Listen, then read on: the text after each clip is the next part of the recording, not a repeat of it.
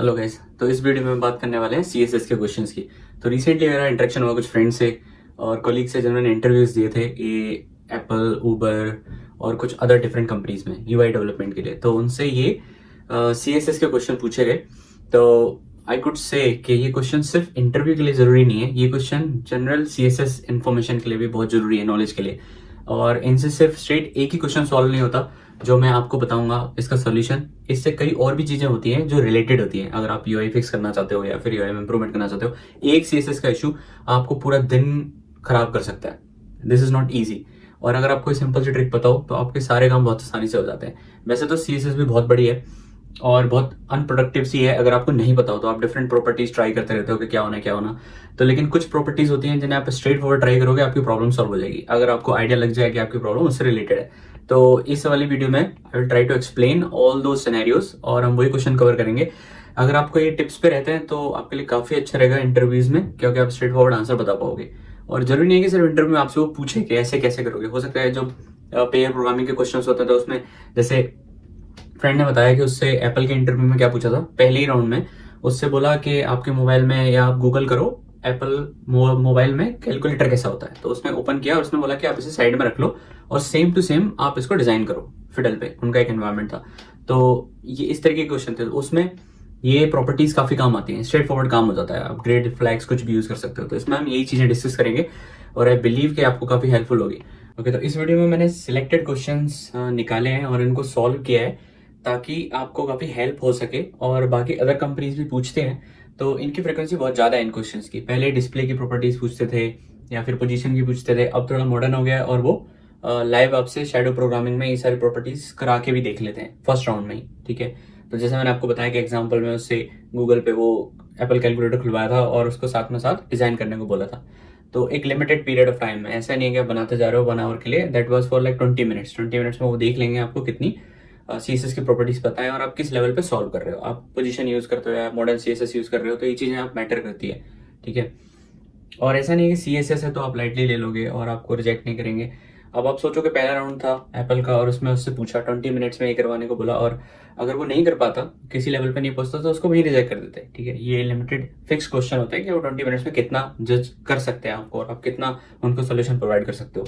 तो these things matters. तो इसीलिए और चैनल को आप सब्सक्राइब कर दिया करो, क्योंकि इससे थोड़ा सा मोटिवेशन आता है and I also try to find time to create these videos, तो थोड़ा सही लगता है। तो ये जो क्वेश्चंस हैं ये जैसे का टाइटल आपने देखा था, ऊबर में और डिफरेंट अदर एप्पल कंपनीज में ये सब पूछे थे CSS के क्वेश्चंस, तो हम वही डिस्कस करेंगे। So without any further delay let's get into the video and let's solve all those CSS questions.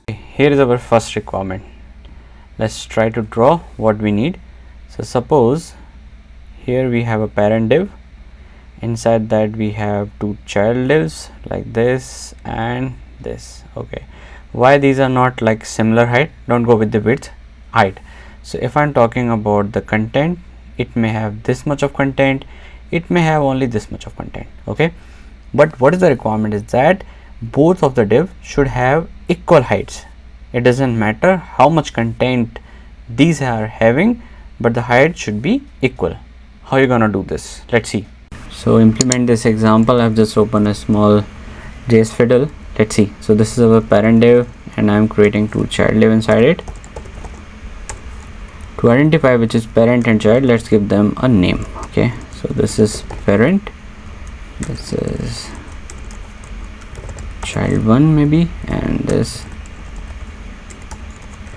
child 2. Fine, and if I run I won't see anything.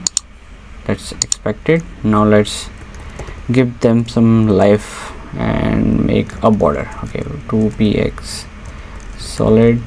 Okay, then maybe red. Give them a height.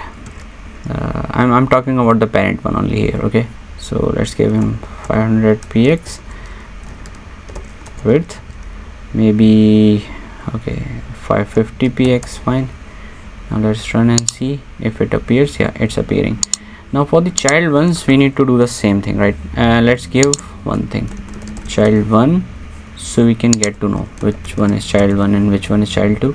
Right now they will appear like this. Let's make a class child 1 comma child 2.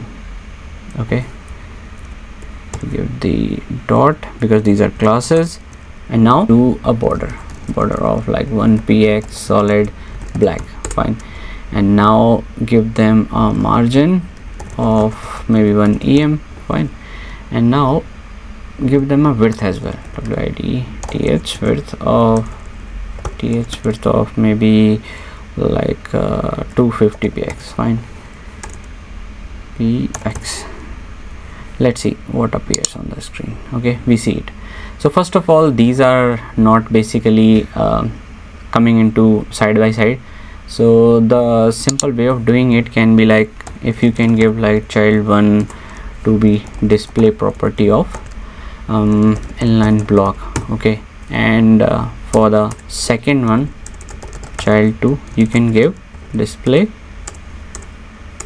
This can be another question, right? If he asks you how can you make them adjacent, then you can do this way, inline, fine. If you will run this, they are expected to come side by side. Okay, don't worry about the width and all, but they are coming side by side. And now the other question, we don't need to do this. What we need, we have to have a mechanism which can help us to bring them side by side, and they should be of single height, like the similar height, fine.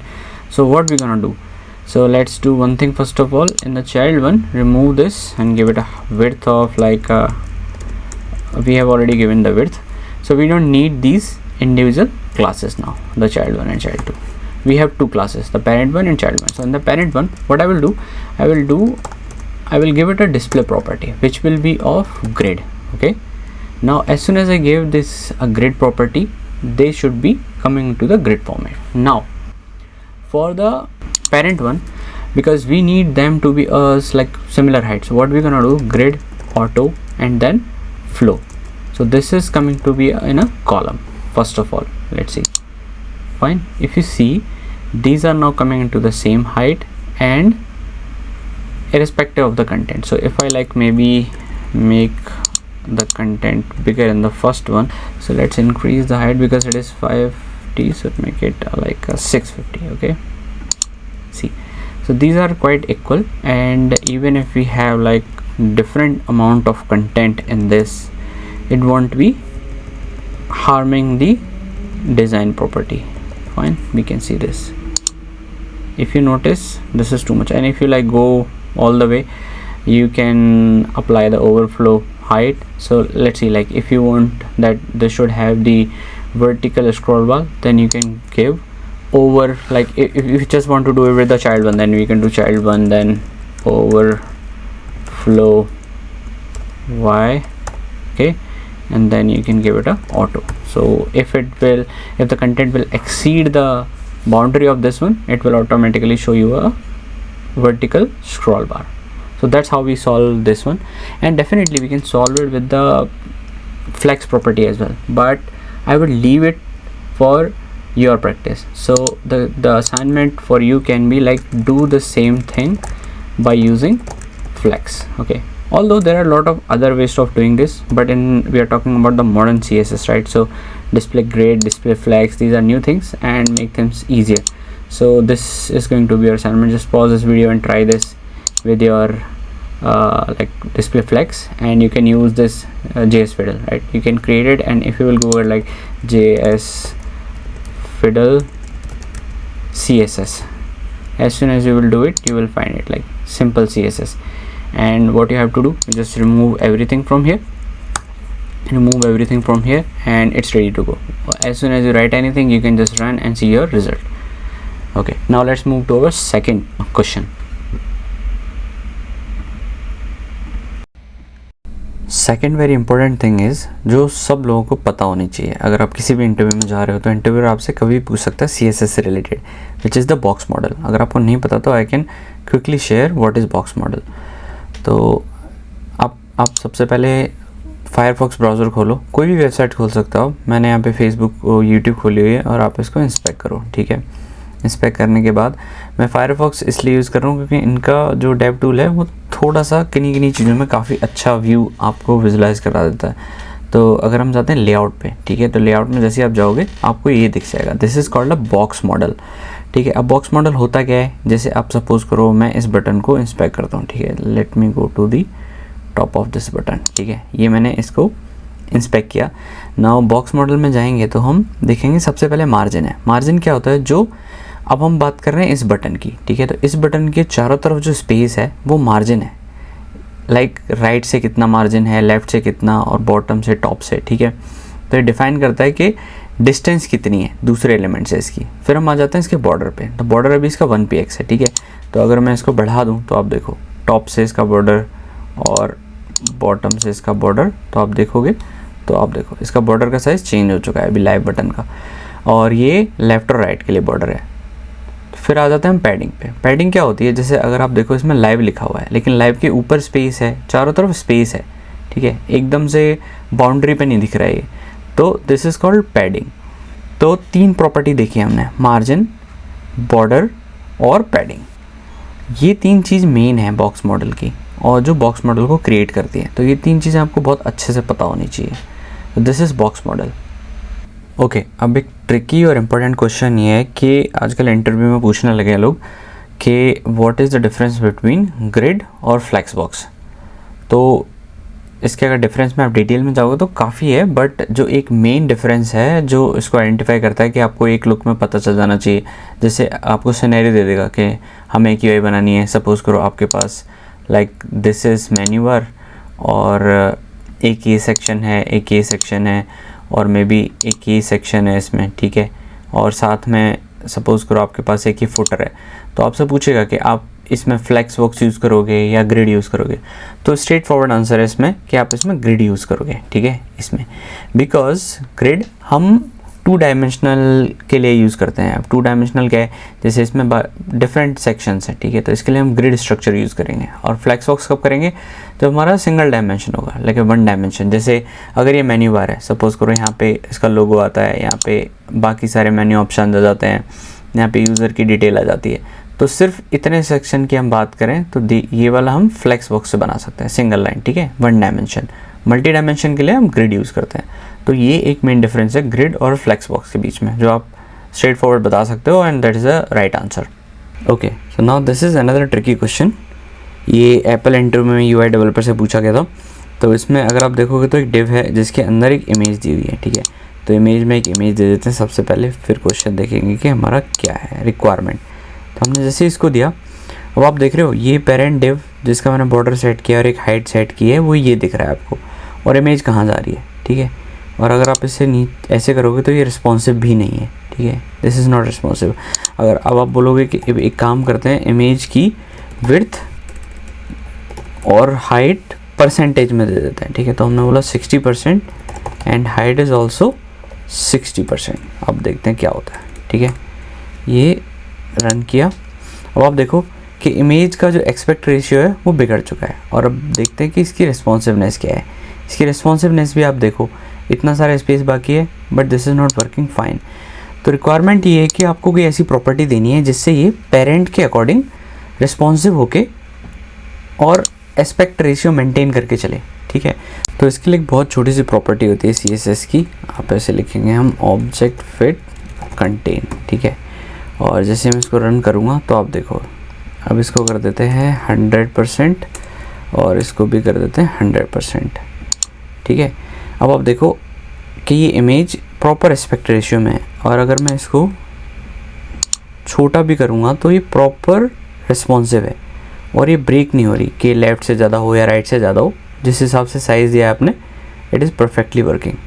तो एक छोटी सी property है but it's really useful. एक और छोटी सी but एक tricky सी requirement लेके चलते हैं, जो कि अगेन इंटरव्यू में पूछी थी। तो मैंने यहाँ पे एक पैराग्राफ बनाया जिसमें कुछ रैंडम कंटेंट दिया हुआ है, और इस पैराग्राफ को मैंने बॉर्डर दिया और इसकी विड्थ दी हुई है, ठीक है। तो रिक्वायरमेंट ये थी कि जो भी पैराग्राफ हो, ठीक है, जो भी पैराग्राफ हो, तो उसके जो भी कंटेंट है, लाइक 1 लाइन 2 लाइन 5 लाइन जो भी है, उसके बाद एक उन्हें कंटेंट सेट करना था कि जैसे कनेक्ट फॉर मोर या कॉन्टैक्ट अस फॉर मोर या रीड मोर। तो उसके लिए आप कैसे करोगे कि हर बार जब कंटेंट ख़त्म हो उसी के बाद आए। तो एक हमारे पास सूडो प्रॉपर्टी होती है पैराग्राफ और आफ्टर, ठीक है। इसमें आप लिखोगे कंटेंट जो इसमें लिखा हुआ आएगा, ठीक है। तो कनेक्ट फॉर मोर आप ऐसे कर दो, और इसका कलर कर देते हैं मे बी रेड है, ठीक है। तो आपको अच्छे से समझ में आ जाएगी कि है क्या। जैसे ही मैं इस पर क्लिक करूँगा आप देखो यहाँ पे कनेक्ट फॉर मोर आ गया। तो इट डजेंट मैटर कि मेरे पास यहाँ पे कंटेंट कितना है, जो भी कंटेंट होगा जस्ट उसके बाद ये लाइन मुझे दिखेगी ज़रूर, ठीक है। आप और भी पैराग्राफ ले लेते हैं, सपोज़ करो आप, ठीक है, कितने भी पैराग्राफ्स बना लो आप, और इसमें कंटेंट की कोई लिमिट नहीं है, आप कुछ भी दे सकते हो, ठीक है। तो ठीक है, लाइक दिस, तो it is coming like that. तो आपको ये, और इसी से एक और क्वेश्चन निकलता है कि आपको पता होना चाहिए what are pseudo classes and pseudo elements. तो आप वो भी पढ़ सकते हो साथ में, before, after, first line, nth line, all those things. And guys do follow me on Instagram, क्योंकि वहाँ पे I am quite active and I am posting every video alert, and I am starting a series of some basic things जिसमें JavaScript, CSS सब कुछ include होगी। तो almost daily एक post आएगी जिसमें आप एक गो थ्रू करोगे तो आपको एक छोटी सी इन्फॉर्मेशन पता चल जाएगी, विच इज़ रियली हेल्पफुल। अगर आप कहीं यूज़ कर रहे हो या आप इंटरव्यू में हो तो आपको बड़ी काम आ जाती है कभी कभी वो चीज़ें। तो do follow me on Instagram.